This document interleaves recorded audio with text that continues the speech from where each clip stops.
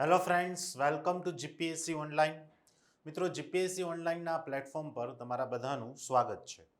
મિત્રો, આવનારી જે બિન સચિવાલયની એક્ઝામિનેશન્સ છે અને આ ઉપરાંત ખાસ કરીને જે કંઈ પણ ક્લાસ 3ની અન્ય એક્ઝામિનેશન્સો જેવી કે કોન્સ્ટેબલ અને પીએસઆઈની એક્ઝામ છે, એમના માટે ભારતના સંવિધાનનો એક મહત્વપૂર્ણ ટોપિક, ભારતના સંવિધાનનો એક મહત્વપૂર્ણ મુદ્દો, મહત્વપૂર્ણ બંધારણીય સુધારાઓ, એના વિશે આપણે આ લેક્ચરમાં ચર્ચા કરીશું.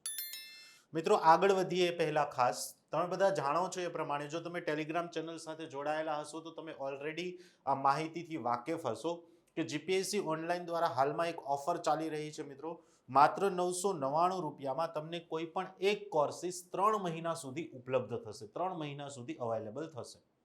મિત્રો, આ જે કંઈ પણ ઉપલબ્ધ કોર્સિસ છે એમાં આવા બધા કોર્સિસ તમને મળશે: જનરલ કોર્સ, બિન સચિવાલય, constable, PSI, ASI, health special course, FHW અને એમપીએચડબલ્યુ.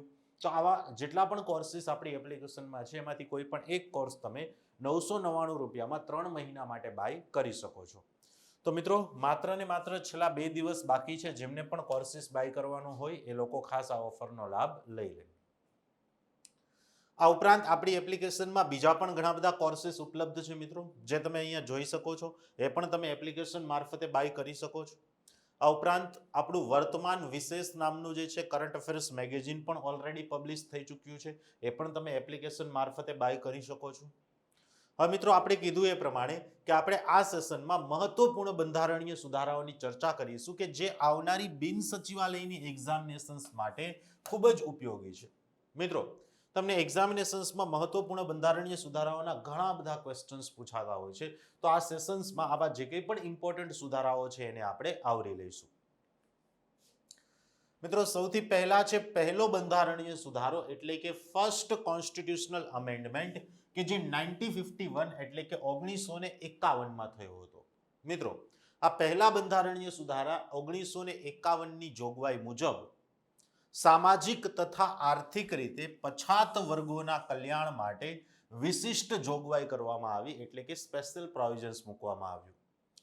આ હેતુથી રાજ્યોને સત્તા આપવામાં આવી. રાજ્યો મતલબ કે અહીંયા આપણે એનો મતલબ એવો સમજવાનો છે કે સરકાર, મતલબ કે સામાજિક અને આર્થિક રીતે પછાત વર્ગોના કલ્યાણ માટે સરકારને વિશિષ્ટ સત્તા આપવામાં આવી કે એમના કલ્યાણ માટે અલગથી કોઈ જોગવાઈ કરી શકે. કાનૂનની રક્ષા માટે સંપત્તિ અધિગ્રહણ વગેરેની વ્યવસ્થા કરવામાં આવી. મિત્રો, લેન્ડ એક્વિઝિશન જે છે એના માટેની વ્યવસ્થા પણ આ પ્રથમ બંધારણીય સુધારાથી કરવામાં આવી હતી. ત્યાર પછી ભૂમિ સુધાર કાનૂનો તથા ન્યાયિક સમીક્ષાને લગતા મુદ્દાઓને 9મી અનુસૂચિમાં સામેલ કરવામાં આવ્યા. મિત્રો, યાદ રાખજો, આ બાબત ઇમ્પોર્ટન્ટ છે. તમને ઘણી બધી વખત પૂછાયું છે કે ભારતના સંવિધાનમાં 9મી અનુસૂચિ એ કયા બંધારણીય સુધારા દ્વારા સામેલ કરવામાં આવી. તો કયો બંધારણીય સુધારો? પહેલો બંધારણીય સુધારો. આ ઉપરાંત વાણી અને અભિવ્યક્તિની સ્વતંત્રતાના અધિકારો પર પ્રતિબંધ માટે અન્ય 3 બાબતો જોડવામાં આવી. મિત્રો, ભારતના સંવિધાનમાં આર્ટિકલ 19 અનુચ્છેદ 19માં ઓલરેડી આપેલું જ છે કે વાણી અને અભિવ્યક્તિની સ્વતંત્રતાના અધિકારો પર અમુક રિસ્ટ્રિક્શન્સ મૂકી શકાય છે. પરંતુ આ પ્રથમ બંધારણીય સુધારા દ્વારા અન્ય 3 બાબતો ઉમેરવામાં આવી કે આ 3 બાબતોને આધારે પણ અનુચ્છેદ 19 દ્વારા આપવામાં આવતા વાણી અને અભિવ્યક્તિની સ્વતંત્રતાના અધિકારો ઉપર પ્રતિબંધ મૂકી શકાશે. કયા કયા બાબતો છે મિત્રો? આ એક તો છે લોક આદેશ એટલે કે public order. Public order disturb ન થાય, કોઈ પણ જાહેર જનતાને તકલીફ ન પડે એ રીતે વાણી અને અભિવ્યક્તિની સ્વતંત્રતાનો અધિકાર જે છે એનો ઉપયોગ કરી શકાશે. અપરાધ કરવા માટે પ્રેરિત કરવું, મતલબ કે કોઈ વ્યક્તિને ગુનો કરવા માટે પ્રેરિત કરવું, ભડકાઉ ભાષણ આપવું, એ પ્રકારનો વાણી અને અભિવ્યક્તિની સ્વતંત્રતાનો અધિકાર પ્રાપ્ત થશે નહીં. અન્ય દેશ સાથેના મૈત્રીપૂર્ણ સંબંધો. મિત્રો, ભારતે અન્ય ઘણા બધા દેશો સાથે મૈત્રીપૂર્ણ સંબંધો બનાવ્યા છે. તો એ આપણા મૈત્રીપૂર્ણ સંબંધોને અસર કરે એ પ્રકારનું વાણી અને અભિવ્યક્તિની સ્વતંત્રતાના અધિકારનો ઉપયોગ કરી શકાય નહીં. તો આ બધી જ જોગવાઈઓ આપણે કયા બંધારણીય સુધારા દ્વારા કરી છે મિત્રો? પહેલો બંધારણીય સુધારો 1951. સરકાર દ્વારા કોઈ વ્યાપારના રાષ્ટ્રીયકરણને એ આધારે ગેરકાનૂની જાહેર નહીં કરાય કે તે વ્યાપાર કરવાની સ્વતંત્રતાનું ઉલ્લંઘન કરે છે. મિત્રો, આ જોગવાઈ પણ આપણે પહેલા બંધારણીય સુધારા દ્વારા કરી. કે જ્યારે પણ સરકાર દ્વારા કોઈ પણ વ્યાપાર કે કોઈ પણ ઉદ્યોગનું નેશનલાઇઝેશન કરવામાં આવશે, રાષ્ટ્રીયકરણ કરવામાં આવશે, એટલે કે એ માલિકી જ્યારે સરકાર પોતે પોતાની પાસે લઈ લેશે ત્યારે એ આધારે દાવો નહીં કરી શકાય કે સંવિધાન દ્વારા અમને વ્યાપાર તેમજ ઉદ્યોગ ચલાવવાની સ્વતંત્રતા મળેલી છે, તો આ એ સ્વતંત્રતાનું ઉલ્લંઘન છે. નહીં, આમને વ્યાપાર અને ઉદ્યોગની સ્વતંત્રતાનું ઉલ્લંઘન માનવામાં આવશે નહીં. ત્યાર પછી છે મિત્રો ચોથો બંધારણીય સુધારો એટલે કે ફોર્થ કોન્સ્ટિટ્યુશનલ અમેન્ડમેન્ટ, કે જે આપણે 1955 એટલે કે 1955 કરેલો છે. મિત્રો આ ચોથા બંધારણીય સુધારા દ્વારા આપણે જોગવાઈ કરી કે ખાનગી સંપત્તિના ફરજિયાત અધિગ્રહણ માટે આપવામાં આવતી ક્ષતિપૂર્તિની રકમને ન્યાયાલયની તપાસના ક્ષેત્રની બહાર કરવામાં આવે. મતલબ કે જે ફરજિયાત સંપત્તિનું અધિગ્રહણ થતું હતું એમાં સંપત્તિના અધિગ્રહણ બદલ જે સંપત્તિના માલિક છે એમને કંઈક ક્ષતિપૂર્તિ રકમ આપવામાં આવતી હતી, નુકસાન પેટે કંઈક રકમ આપવામાં આવતી હતી. આ રકમની વિરુદ્ધમાં કોઈ અદાલતમાં દાવો માંડી શકાશે નહીં. આવી જોગવાઈ કયા બંધારણીય સુધારાથી કરી મિત્રો? ચોથો બંધારણીય સુધારો. સરકાર દ્વારા કોઈ પણ વ્યાપારનું રાષ્ટ્રીયકરણ પણ કરી શકાશે. મિત્રો આ જ જોગવાઈ આપણે પહેલા બંધારણીય સુધારા દ્વારા પણ કરી હતી કે કોઈ પણ વ્યાપારનું કોઈ પણ ઉદ્યોગનું નેશનલાઇઝેશન થઈ શકશે. ત્યાર પછી છે મિત્રો સાતમો બંધારણીય સુધારો, સેવન્થ કોન્સ્ટિટ્યુશનલ અમેન્ડમેન્ટ 1956. મિત્રો તમે જાણો છો એ પ્રમાણે કે ભારતમાં જે રાજ્યોનું પુનર્ગઠન થયું, મતલબ કે રાજ્યોની જે સંરચના હતી, જે પહેલા રાજ્યોનું વર્ગીકરણ હતું એને આપણે અલગ અલગ 4 ભાગમાં કર્યું હતું, A, B, C અને D. પરંતુ ફઝલ અલી આયોગની સલાહને આધારે આપણે રાજ્યોનું પુનર્ગઠન કર્યું અને એ માટે આપણે સાતમો બંધારણીય સુધારો લાવ્યા. આ સાતમા બંધારણીય સુધારા દ્વારા જે રાજ્ય પુનર્ગઠન આયોગનો અહેવાલ હતો, એનો જે રિપોર્ટ હતો, એની જે સલાહ હતી એ સલાહને લાગુ કરવામાં આવી. આ સલાહ મુજબ રાજ્યોનું જે 4 ભાગમાં વર્ગીકરણ કરવામાં આવ્યું હતું એ 4 ભાગોનું વર્ગીકરણ સમાપ્ત કરી દેવાયું અને એની જગ્યાએ નવા 14 રાજ્યો તેમજ 6 કેન્દ્ર શાસિત પ્રદેશોની રચના કરવામાં આવી. જો મિત્રો મેં તમને અહીંયા મેપ આપ્યો જ છે 1956 નો. 1956માં જ્યારે રાજ્યોનું પુનર્ગઠન થયું ત્યારે ભારતનો નકશો કંઈક આ રીતે હતો. ત્યારે ગુજરાત એ એક અલગ રાજ્ય નહોતું, પરંતુ ગુજરાત અને બોમ્બે આ બંનેથી ભેગું મળીને એક જે છે રાજ્ય કમ્બાઈન હતું. તો ત્યારે આ રીતે કુલ ટોટલ 14 રાજ્યો અને 6 કેન્દ્ર શાસિત પ્રદેશો આપણે જે છે અસ્તિત્વમાં લાવ્યા. આ જ સાતમા બંધારણીય સુધારા દ્વારા એવી પણ જોગવાઈ કરવામાં આવી કે 2 અથવા 2 કરતા વધુ રાજ્યો માટે એક જ પ્રકારની હાઈકોર્ટની સ્થાપના પણ કરી શકાશે. ઉચ્ચ ન્યાયાલયમાં વધારાના તથા કાર્યકારી ન્યાયાધીશોની પણ વ્યવસ્થા કરવામાં આવી. મિત્રો આ જ સાતમા બંધારણીય સુધારા દ્વારા આપણે એવી જોગવાઈ કરી કે એક જ રાજ્યપાલને એક કરતા વધારે રાજ્યનો હવાલો આપી શકાય છે, તેમજ એક હાઈકોર્ટને પણ આપણે એક કરતા વધારે રાજ્યનું અધિભાર ક્ષેત્ર અથવા તો કાર્યક્ષેત્ર સોંપી શકીએ છીએ. ટૂંકમાં 2 રાજ્યો માટે એક જ હાઈકોર્ટ અથવા તો 2 રાજ્યો માટે એક જ રાજ્યપાલની જોગવાઈ કરી શકાય એવી વ્યવસ્થા આપણે સાતમા બંધારણીય સુધારા દ્વારા અમલમાં મૂકી. ત્યાર પછી છે મિત્રો નવમો બંધારણીય સુધારો, 9th કોન્સ્ટિટ્યુશનલ અમેન્ડમેન્ટ 1960, 1960માં કર્યો હતો આપણે. સુપ્રીમ કોર્ટે એવો ચુકાદો આપ્યો હતો કે ભારતના કોઈ પણ ક્ષેત્રને અન્ય દેશને સોંપવા માટે બંધારણીય સુધારાનો ખરડો પસાર કરવો જરૂરી છે. મિત્રો આપણો ભારતનો પશ્ચિમ બંગાળનો એક પ્રદેશ હતો બેરુબાડી પ્રદેશ. મિત્રો આ બેરુબાડી પ્રદેશ જે છે આપણે પાકિસ્તાનને સોંપી દીધો હતો અને એના સંદર્ભમાં આ સુપ્રીમ કોર્ટના ચુકાદા મુજબ બંધારણીય સુધારાનો ખરડો પસાર કરવો જરૂરી હતો. આથી નવમો બંધારણીય સુધારો કરી અને પશ્ચિમ બંગાળના બેરુબાડી પ્રદેશને જે છે આપણે કોને સોંપી દીધો મિત્રો? પાકિસ્તાન દેશને સોંપી દેવામાં આવ્યો. તો મિત્રો આ પણ યાદ રાખજો, ઇમ્પોર્ટન્ટ છે, આ પણ તમને એક્ઝામમાં પૂછાઈ શકે છે. ત્યાર પછી છે મિત્રો 24મો બંધારણીય સુધારો 1971, 1971. સંસદે આ બંધારણીય સુધારા દ્વારા એવી જોગવાઈ કરી કે સંસદ દ્વારા બંધારણીય સુધારો કરીને મૂળભૂત અધિકારો સહિત સમગ્ર સંવિધાનના કોઈ પણ ભાગમાં સુધારો કરી શકાશે. મિત્રો આ બંધારણીય સુધારા દ્વારા એવી જોગવાઈ કરવામાં આવી કે જે છે બંધારણીય સુધારા દ્વારા મૂળભૂત અધિકારો સહિત કોઈ પણ ભાગમાં સુધારો કરી શકાશે, એટલે કે સંવિધાનનો કોઈ પણ ભાગ જે છે બદલી શકાશે. બંધારણીય સુધારા વિધેયક પર રાષ્ટ્રપતિએ ફરજિયાતપણે પોતાની મંજૂરી આપવી પડશે. મિત્રો યાદ રાખજો, બંધારણીય સુધારાના ખરડા પર રાષ્ટ્રપતિ પોતાનો વીટો પાવર યુઝ કરી શકતા નથી. બંધારણીય સુધારાના ખરડા પર રાષ્ટ્રપતિશ્રીએ ફરજિયાત મંજૂરી આપવાની રહે છે અને આ ફરજિયાત મંજૂરીની જોગવાઈ જે છે આપણે કયા બંધારણીય સુધારા દ્વારા કરી છે મિત્રો? 24મો બંધારણીય સુધારો. ત્યાર પછી છે 25મો બંધારણીય સુધારો મિત્રો 1971 કે જે ઇન્દિરા ગાંધીના સમયગાળા દરમિયાન થયો હતો.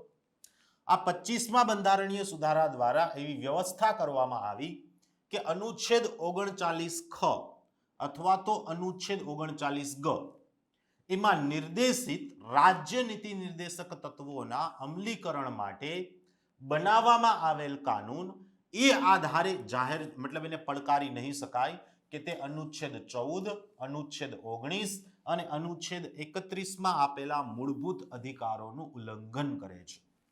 ઇન શોર્ટ મિત્રો, હું તમને એકદમ સામાન્ય શબ્દોમાં કહું તો 25મા બંધારણીય સુધારા દ્વારા એવી જોગવાઈ કરવામાં આવી કે રાજ્ય નીતિના માર્ગદર્શક સિદ્ધાંતો એ મૂળભૂત અધિકારો કરતા સર્વોચ્ચ છે. જોજો, યાદ રાખજો, ક્યારેક એક્ઝામિનેશન્સમાં તમને આ રીતે પણ પૂછી શકાય છે કે રાજ્ય નીતિના માર્ગદર્શક સિદ્ધાંતો એ મૂળભૂત અધિકારો કરતા સર્વોચ્ચ છે એવી જોગવાઈ કયા બંધારણીય સુધારા દ્વારા કરી? તો કયો બંધારણીય સુધારો મિત્રો? 25મો. જો અહીંયા નીચે આપ્યું જ છે મિત્રો કે ટૂંકમાં રાજ્ય નીતિના માર્ગદર્શક સિદ્ધાંતોને લાગુ કરવા માટે મૂળભૂત અધિકારોમાં સુધારો કરી શકાય છે. કારણ કે મૂળ જોગવાઈ શું કહે છે? 39 ખ અને 39 ગ મતલબ કે કયા પાર્ટમાં આવશે? રાજ્ય નીતિના માર્ગદર્શક સિદ્ધાંતો એને લાગુ કરવા માટે 14, 19 અને 31માં સુધારો થઈ શકે, મતલબ કે મૂળભૂત અધિકારોમાં સુધારો થઈ શકે. આવી જોગવાઈ કયા બંધારણીય સુધારાથી કરી હતી મિત્રો? આપણે 25મો. પરંતુ પાછળ આગળ જતા સુપ્રીમ કોર્ટે એક ચુકાદામાં એવું જણાવ્યું કે મૂળભૂત અધિકારો પણ સર્વોચ્ચ નથી અને રાજ્ય નીતિના માર્ગદર્શક સિદ્ધાંતો પણ સર્વોચ્ચ નથી, પરંતુ રાજ્ય નીતિના માર્ગદર્શક સિદ્ધાંતો અને મૂળભૂત અધિકારો એ એકબીજાના પૂરક છે. આથી કોઈને પણ આપણે ઔપચારિક ન ગણી શકીએ. આથી પાછળથી આપણે 25મો બંધારણીય સુધારાની આ જોગવાઈ હતી એને રદ કરી દેવામાં આવી હતી. ત્યાર પછી છે મિત્રો 26મો બંધારણીય સુધારો. યાદ રાખજો, આ પણ ઇમ્પોર્ટન્ટ છે. આ પણ ઇન્દિરા ગાંધીના સમયગાળા દરમિયાન થયો હતો. મિત્રો ભારતમાં જ્યારે દેશી રજવાડાઓનું એકત્રીકરણ કરાયું હતું, દેશી રજવાડાઓને ભેગા કરાયા હતા, ત્યારે એ લોકોને એક પ્રિવિલેજીસ આપ્યો હતો, આપણે એક વિશિષ્ટ અધિકાર આપ્યો હતો કે જેને આપણે પ્રિવી પરસિસ એવું કહીએ છીએ, જેને ગુજરાતીમાં સલિયાણા કહેવાશે. શું કહેવાશે મિત્રો? સલિયાણા.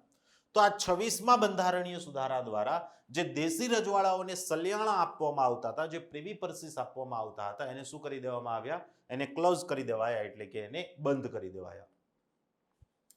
ત્યાર પછી છે મિત્રો 35મો અને 36મો બંધારણીય સુધારો 1975.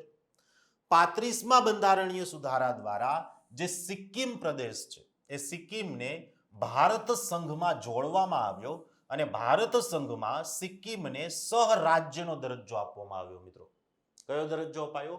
સહરાજ્ય, યાની કે કો-ઓપ્ટ સ્ટેટ. એને આપણે 35મા બંધારણીય સુધારા દ્વારા ભારતમાં સામેલ તો કર્યું, પરંતુ ત્યારે એને આપણે પૂર્ણ રાજ્યનો દરજ્જો નહોતો આપ્યો મિત્રો, ત્યારે એને આપણે સહરાજ્યનો દરજ્જો આપ્યો હતો.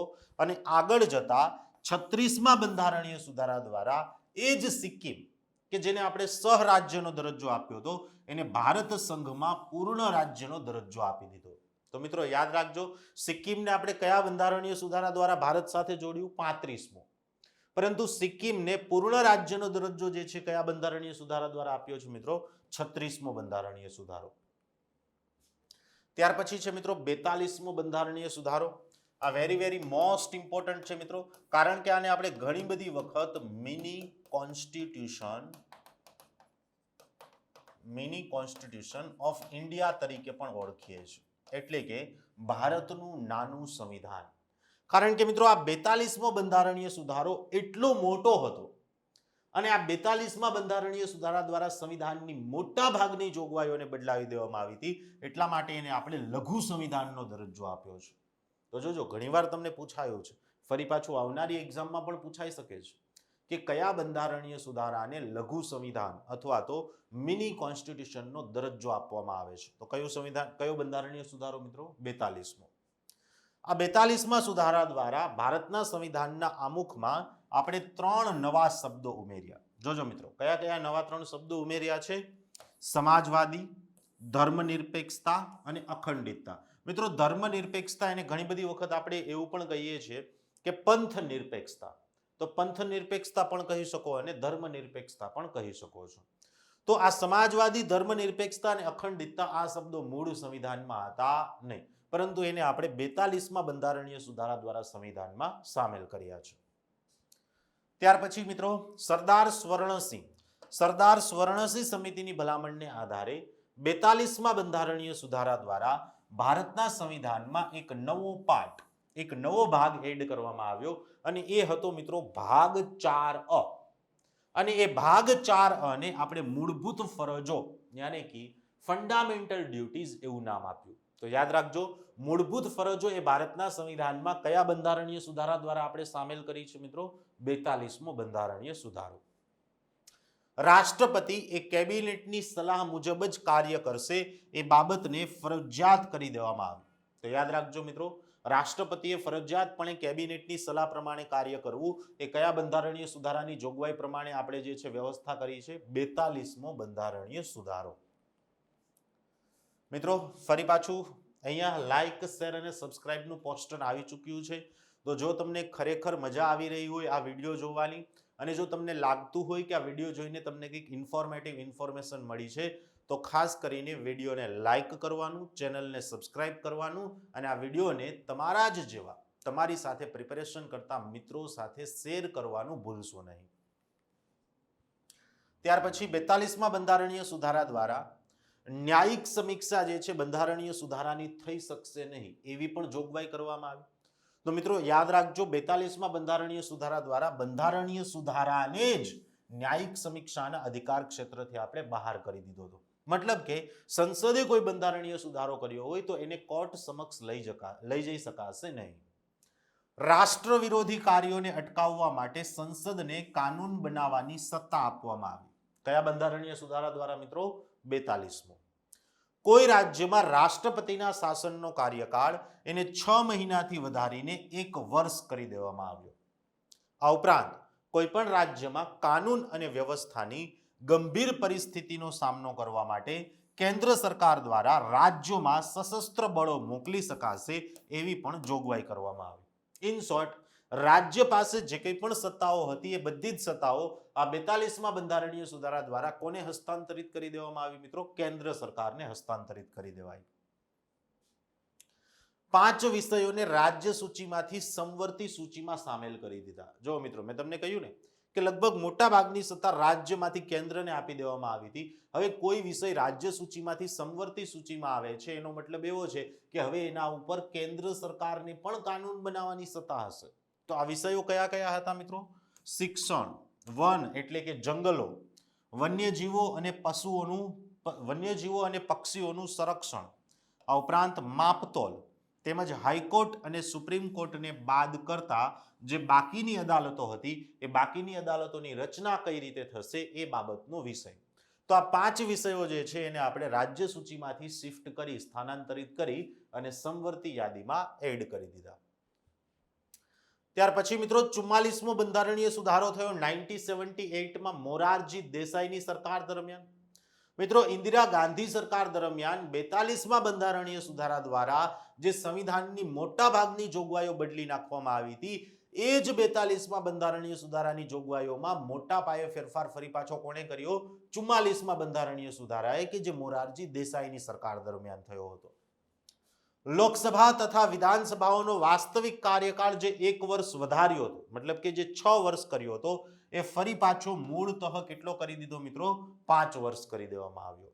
આ ઉપરાંત સંસદ તથા રાજ્ય વિધાનમંડળની કાર્યવાહીઓને સમાચાર પત્રમાં પ્રકાશિત કરવાનો અધિકાર આપવામાં આવ્યો. મતલબ કે સંસદ અને રાજ્યના વિધાનમંડળમાં અંદર જે કંઈ પણ કાર્યવાહી થાય છે, જે કંઈ પણ લેજિસ્લેટિવ પ્રોસેસ થઈ રહી છે એ લેજિસ્લેટિવ પ્રોસેસને સમાચાર પત્રોમાં પ્રકાશિત કરી શકાશે.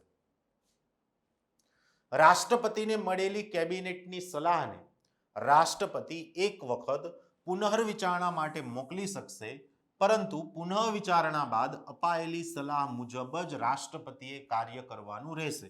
મિત્રો આ જોગવાઈ પણ આપણે કયા બંધારણીય સુધારા દ્વારા કરી? 44મો. મિત્રો 42મા બંધારણીય સુધારા દ્વારા એવી જોગવાઈ કરવામાં આવી હતી કે રાષ્ટ્રપતિએ ફરજિયાતપણે મંત્રીમંડળની સલાહ મુજબ જ કાર્ય કરવું. પરંતુ એમાં થોડું અપડેશન કર્યું આપણે 44મા સુધારા દ્વારા. રાષ્ટ્રપતિએ મંત્રીમંડળની સલાહ મુજબ જ કાર્ય કરવાનું છે, પરંતુ રાષ્ટ્રપતિ ઈચ્છે તો એક વખત આવી સલાહને પુનઃ વિચારણા માટે કેબિનેટને પાછી મોકલી શકે છે. પણ જો કેબિનેટ ફરી પાછી એની એ જ સલાહ આપે તો પછી બીજી વખત તો રાષ્ટ્રપતિએ ફરજિયાતપણે એ કેબિનેટની સલાહ મુજબ જ કાર્ય કરવું પડશે. આ ઉપરાંત રાષ્ટ્રીય આપાતકાળ જાહેર કરવા માટેના જે 3 આધારો હતા, એ 3 આધારમાંનો એક આધાર કયો? આંતરિક અશાંતિ એટલે કે ઇન્ટરનલ ડિસ્ટર્બન્સ. એ શબ્દને રિમૂવ કરી દેવામાં આવ્યો અને ઇન્ટરનલ ડિસ્ટર્બન્સ શબ્દના સ્થાને સશસ્ત્ર વિદ્રોહ આવો શબ્દ મૂકી દેવાયો. યાદ રાખજો મિત્રો, આ પણ ઇમ્પોર્ટન્ટ છે. ઘણી બધી વખત એક્ઝામમાં પૂછાયું છે તમને કે આંતરિક અશાંતિના સ્થાને સશસ્ત્ર વિદ્રોહ નામનો શબ્દ એ કયા બંધારણીય સુધારા દ્વારા સંવિધાનમાં સામેલ કર્યો? તો કયો બંધારણીય સુધારો મિત્રો? 44મો.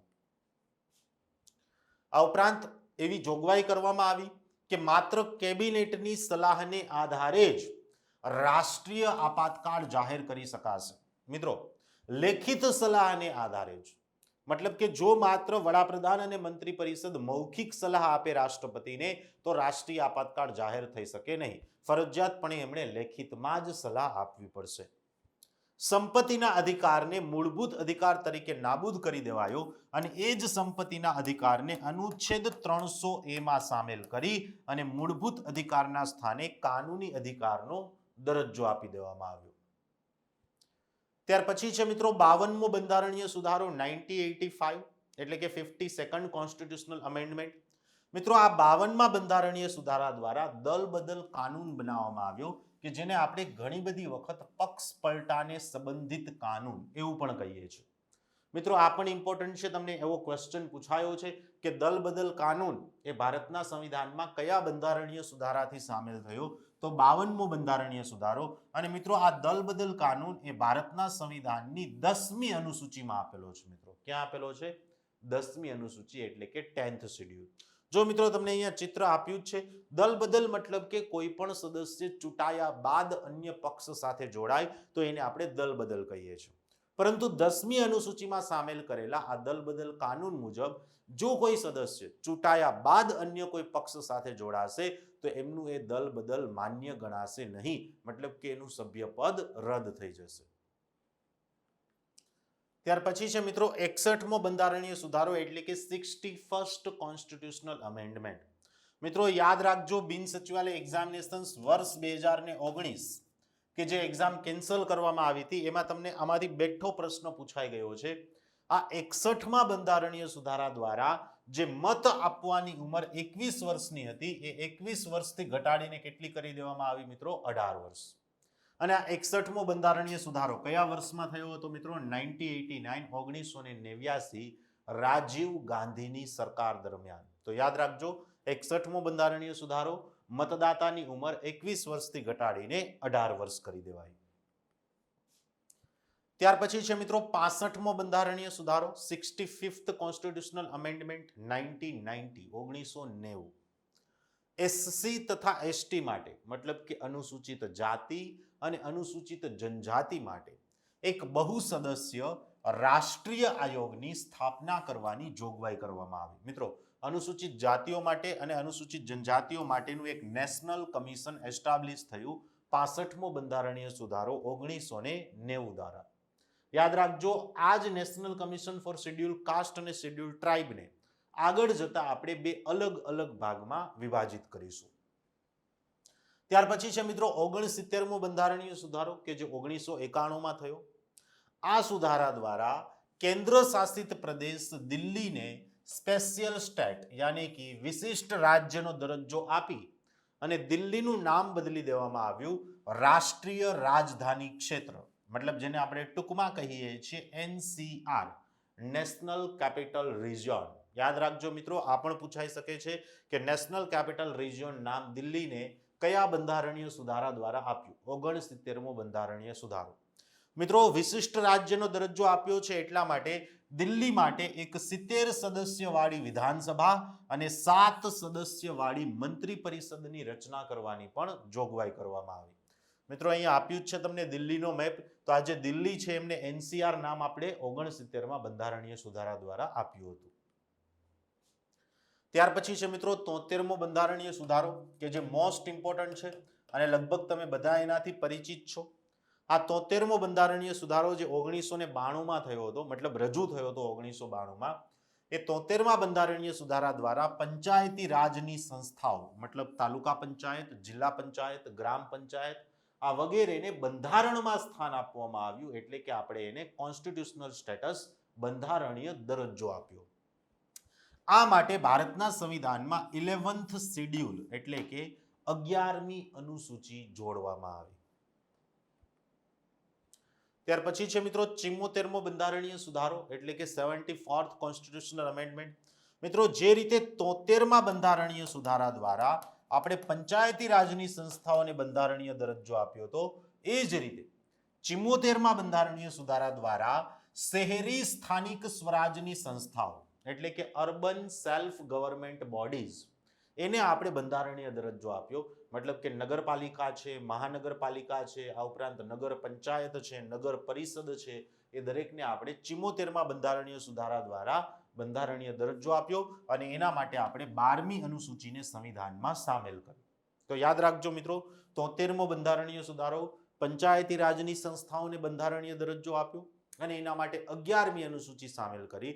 તેમજ 74મો બંધારણીય સુધારો જેના દ્વારા શહેરી સ્થાનિક સ્વરાજની સંસ્થાઓને આપણે બંધારણીય દરજ્જો આપ્યો અને એના માટે સંવિધાનમાં 12મી અનુસૂચિ જોડવામાં આવી.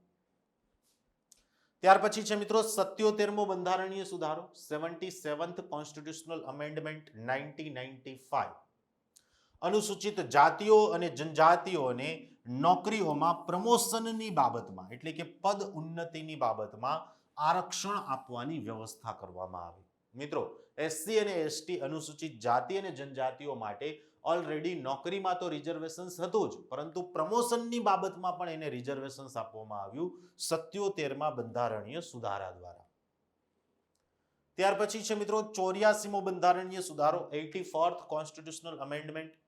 આ 84મા સુધારા દ્વારા ભારતના વસ્તી વધારાને નિયંત્રિત કરવાના હેતુથી લોકસભા તથા રાજ્યની વિધાનસભાઓમાં જે સીટોનું પુનઃ વિતરણ થતું હતું, એ સીટોના પુનઃ વિતરણને 25 વર્ષ સુધી ફિક્સ કરી દેવાયું. મિત્રો ફિક્સ ક્યારે કર્યું? વર્ષ 2001માં. વર્ષ 2001 થી 25 વર્ષ એટલે કેટલું થશે મિત્રો? વર્ષ 2026 સુધી. મતલબ કે જ્યાં સુધી વર્ષ 2026 બાદ પહેલી વસ્તી ગણતરીના આંકડા જાહેર ન થાય ત્યાં સુધી લોકસભા અને રાજ્યની વિધાનસભાની સીટોનું પુનઃ વિતરણ છે એમાં કોઈ ફેરફાર કરવામાં આવશે નહીં. ત્યાર પછી છે મિત્રો 86મો બંધારણીય સુધારો. આ પણ ઇમ્પોર્ટન્ટ છે મિત્રો. 86મા બંધારણીય સુધારા દ્વારા આરટીઈ એટલે કે રાઇટ ટુ એજ્યુકેશન, મતલબ કે શિક્ષણનો અધિકાર લાગુ કરવામાં આવ્યો અને 6 થી 14 વર્ષના દરેક બાળક માટે મફત અને ફરજિયાત શિક્ષણની વ્યવસ્થા કરવામાં આવી. આ માટે ભારતના સંવિધાનમાં એક નવો આર્ટિકલ અનુચ્છેદ 21A સામેલ કરાયો. તો અનુચ્છેદ 21A ના અંતર્ગત શિક્ષણના અધિકારને મૂળભૂત અધિકાર બનાવ્યો અને ભારતના સંવિધાનનો ભાગ 4A, યાદ કરો મિત્રો, ભાગ 4A મૂળભૂત ફરજો, સરદાર સ્વર્ણસિંહ સમિતિની ભલામણને આધારે 42મા બંધારણીય સુધારા દ્વારા આપણે સામેલ કર્યો હતો. એ જ મૂળભૂત ફરજોવાળા ભાગમાં એક નવી મૂળભૂત ફરજ પણ એડ કરવામાં આવી અને એ મૂળભૂત ફરજ એ હતી મિત્રો કે એ દરેક માતા પિતાની ફરજ હશે કે પોતાના 6 થી 14 વર્ષના બાળકને ફરજિયાતપણે શાળાએ મોકલે. તો આ બંને જોગવાઈઓ આપણે 86મા બંધારણીય સુધારા દ્વારા અમલમાં મૂકી. ત્યાર પછી છે મિત્રો 89મો બંધારણીય સુધારો. યાદ કરો મિત્રો, મેં તમને આગળ કહ્યું હતું 65મા બંધારણીય સુધારા દ્વારા આપણે અનુસૂચિત જાતિઓ અને અનુસૂચિત જનજાતિઓ માટે એક રાષ્ટ્રીય આયોગની સ્થાપના કરવાની ભલામણ કરી હતી. હવે એ જે બંને જાતિઓ માટે એક કમ્બાઇન આયોગ હતું, એ જ કમ્બાઇન આયોગને આપણે 89મા બંધારણીય સુધારા દ્વારા સેપરેટ કરી દીધું. એક અનુસૂચિત જાતિઓ માટેનું આયોગ કે જેની જોગવાઈ અનુચ્છેદ 338માં રહેશે અને એક અનુસૂચિત જનજાતિઓ માટેનું આયોગ કે જેની જોગવાઈ અનુચ્છેદ 338A માં રહેશે. એ ફોર કેપિટલ એ તમારે જે છે અહીંયા ધ્યાનમાં લેવાનું છે. તો આ રીતે 89માં બંધારણીય સુધારા દ્વારા અનુસૂચિત જાતિઓ અને જનજાતિઓ માટેનું જે કમ્બાઇન આયોગ હતું એ બંનેને અલગ કરવામાં આવ્યું. ત્યાર પછી છે મિત્રો 91મો બંધારણીય સુધારો વર્ષ 2003. આ 91માં બંધારણીય સુધારા દ્વારા એવી જોગવાઈ કરવામાં આવી કે પ્રધાનમંત્રી સહિત સમગ્ર મંત્રી પરિષદનું કદ, મિત્રો અહીંયા તમારે શબ્દ ધ્યાનમાં લેવાનો છે કદ, મતલબ કે એની સંખ્યા, પ્રધાનમંત્રી સહિત સમગ્ર મંત્રી પરિષદની સદસ્ય સંખ્યા જે છે એ લોકસભાના ટોટલ સદસ્યોના 15%થી વધવી જોઈએ નહીં. જોજો મિત્રો, ઘણા લોકો અહીંયા ભૂલ કરશે. અહીંયા શબ્દ સંસદ નથી આપ્યો, અહીંયા શબ્દ આપ્યો છે માત્ર લોકસભાના સદસ્યો. મતલબ કે પ્રધાનમંત્રી સહિત જે સમગ્ર મંત્રી પરિષદ છે એની સદસ્ય સંખ્યા લોકસભાના જે સદસ્યો છે એના 15%થી વધવી જોઈએ નહીં. આ ઉપરાંત પક્ષપલટાને લગતી કાનૂનની જે જોગવાઈઓ હતી એનું પણ મજબૂતીકરણ થયું. કયા બંધારણીય સુધારા દ્વારા મિત્રો? 91માં બંધારણીય સુધારા દ્વારા. સંસદ સદસ્ય અથવા રાજ્ય વિધાનમંડળના સદસ્યને પક્ષપલટા કાનૂનને આધારે ગેરલાયક જાહેર કરવામાં આવે તો તે મંત્રી બની શકશે નહીં. એ જોગવાઈ પણ આપણે કયા સુધારા દ્વારા કરી મિત્રો? 91મો બંધારણીય સુધારો. ત્યાર પછી છે મિત્રો 97મો બંધારણીય સુધારો. આ 97માં બંધારણીય સુધારા દ્વારા સંવિધાનમાં એક નવો શબ્દ એડ થયો મિત્રો, અને એ હતો સહકારી સમિતિ, કે જેને આપણે અંગ્રેજીમાં કોઓપરેટિવ સોસાયટીઝ એવું પણ કહી શકીએ, અથવા તો સહકારી મંડળી એવું પણ કહી શકીએ. તો આ સહકારી મંડળી બનાવવાના અધિકારને આપણે 97માં બંધારણીય સુધારા દ્વારા મૂળભૂત અધિકાર તરીકે જાહેર કર્યો. ત્યાર પછી છે મિત્રો 99મો બંધારણીય સુધારો, કે જે વર્ષ 2014માં થયો તો બિલકુલ લેટેસ્ટ છે, અને એ સુપ્રીમ કોર્ટે સ્ટ્રાઇક ડાઉન કરી દીધો છે, મતલબ કે એને ગેરબંધારણીય જાહેર કરી દીધો છે. પણ બંધારણીય સુધારો થયો છે એટલા માટે આપણે ધ્યાનમાં લેવો પડે, કારણ કે એક્ઝામમાં પૂછાઈ શકે છે.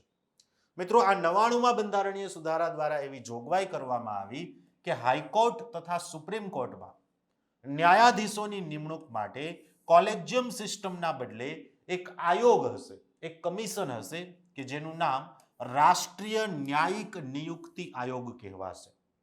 આ રાષ્ટ્રીય ન્યાયિક નિયુક્તિ આયોગ એક હાઈકોર્ટ તથા સુપ્રીમ કોર્ટમાં ન્યાયાધીશોની નિમણૂક માટે નામોની ભલામણ કરવાનું કાર્ય કરશે. પરંતુ સુપ્રીમ કોર્ટે આ બંધારણીય સુધારાને વર્ષ 2015માં એ આધારે રદ કરી દીધો કે આ ન્યાયપાલિકામાં આ બંધારણીય સુધારા દ્વારા, આ જોગવાઈ દ્વારા કાર્યપાલિકાનું ઇન્ટરફિયરન્સ થાય છે, એની દખલગીરી થાય છે. પણ મિત્રો, ન્યાયપાલિકામાં ક્યારે પણ કાર્યપાલિકાની દખલગીરી ન હોવી જોઈએ. આથી આ આધાર આપીને સુપ્રીમ કોર્ટે આ બંધારણીય સુધારાને રદ કરી દીધો. ત્યાર પછી છે મિત્રો 100th કોન્સ્ટિટ્યુશનલ અમેન્ડમેન્ટ, 100મો બંધારણીય સુધારો. મિત્રો, આ 100મા બંધારણીય સુધારા દ્વારા આપણે ભારત દેશના અમુક ગામડાઓને બાંગ્લાદેશને આપી દીધા, અને બાંગ્લાદેશના અમુક ગામડાઓ જે છે એને આપણે ભારતમાં સામેલ કરી દીધા. ટૂંકમાં ભારત અને બાંગ્લાદેશ વચ્ચે અમુક ગામડાઓની આપ-લે કરવામાં આવી. કયો બંધારણીય સુધારો મિત્રો? 100મો બંધારણીય સુધારો. મિત્રો, ફરી પાછું એક વખત પોસ્ટર આવી ચૂક્યું છે. હાલમાં જીપીએસસી ઓનલાઈનના પ્લેટફોર્મ પરથી એપ્લિકેશનમાં તમને 999 રૂપિયામાં કોઈ પણ કોર્સિસ કે જે અહીંયા લખ્યા છે એ 3 મહિના માટે જે છે ઉપલબ્ધ થશે, એવી ઓફર ચાલી રહી છે. તો જે કોઈ પણ વિદ્યાર્થી મિત્રોને આ કોર્સ લેવાનો બાકી હોય, ઇન્ટરેસ્ટ હોય, એ લોકો આ 20 તારીખ સુધીમાં, 20 જાન્યુઆરી સુધીમાં આ ઓફરનો લાભ લઈ શકે છે. તો છેલ્લા 2 દિવસ બાકી રહ્યા છે મિત્રો, તો યસ, ભૂલ્યા વગર, ચૂક્યા વગર જે કોઈ પણ વિદ્યાર્થી મિત્રોને એપ્લિકેશન બાય કરવાની છે એ લોકો વહેલી તકે બાય કરી લે. ત્યાર પછી મિત્રો 101મો બંધારણીય સુધારો, 101th કોન્સ્ટિટ્યુશનલ અમેન્ડમેન્ટ. આ 101માં બંધારણીય સુધારા દ્વારા જીએસટી એટલે કે ગુડ્સ એન્ડ સર્વિસ ટેક્સ લાગુ કરવામાં આવ્યો. યાદ રાખજો મિત્રો, પૂછી શકાય છે કે કયા બંધારણીય સુધારા દ્વારા જીએસટી લાગુ કર્યો છે આપણે? 101મો બંધારણીય સુધારો. ત્યાર પછી છે મિત્રો 102મો બંધારણીય સુધારો, 102 કોન્સ્ટિટ્યુશનલ અમેન્ડમેન્ટ. આ 102માં બંધારણીય સુધારા દ્વારા સામાજિક ન્યાય તથા અધિકારીતા મંત્રાલય અંતર્ગત એક નવું કમિશન બેસાડવામાં આવ્યું, મતલબ કે ઓલરેડી એ કમિશન હતું જ, પરંતુ એને આપણે બંધારણીય દરજ્જો આપ્યો. એ છે મિત્રો રાષ્ટ્રીય પછાત વર્ગ આયોગ. અને આ રાષ્ટ્રીય પછાત વર્ગ આયોગને બંધારણીય દરજ્જો આપવા માટે બંધારણમાં એક નવો આર્ટિકલ એડ થયો મિત્રો, અનુચ્છેદ 338 બી. એટલે જો આ રીતે કંઈક જોગવાઈ થશે. અનુચ્છેદ 338 માં national commission four schedule caste, અનુચ્છેદ 338 એ માં national commission four schedule tribe અને અનુચ્છેદ 338 બી માં national commission four backward classes. ટૂંકમાં આ ત્રણ આયોગ જે છે એને હાલમાં આપણે બંધારણીય દરજ્જો આપ્યો છે અને અનુચ્છેદ 338 ના અંતર્ગત આવશે. ત્યાર પછી છે મિત્રો 103મો બંધારણીય સુધારો. આ 103મા બંધારણીય સુધારા દ્વારા આર્થિક રીતે પછાત વર્ગો માટે અન્ય 10% રિઝર્વેશન એટલે કે એક્સ્ટ્રા 10% આરક્ષણની જોગવાઈ કરવામાં આવી. મિત્રો આ અન્ય 10% આરક્ષણ છે ઓબીસી આરક્ષણ તેમજ એસસી એસટી આરક્ષણની જોગવાઈને જે છે અસર કરશે નહીં. આ એક્સ્ટ્રા 10% રિઝર્વેશન છે. આ માટે સંવિધાનમાં બે નવા અનુચ્છેદો સામેલ થયા, અનુચ્છેદ 15(6) અને અનુચ્છેદ 16(6).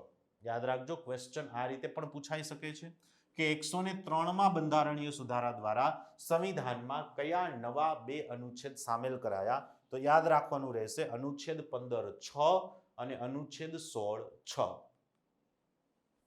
ત્યાર પછી છે મિત્રો 104મો બંધારણીય સુધારો.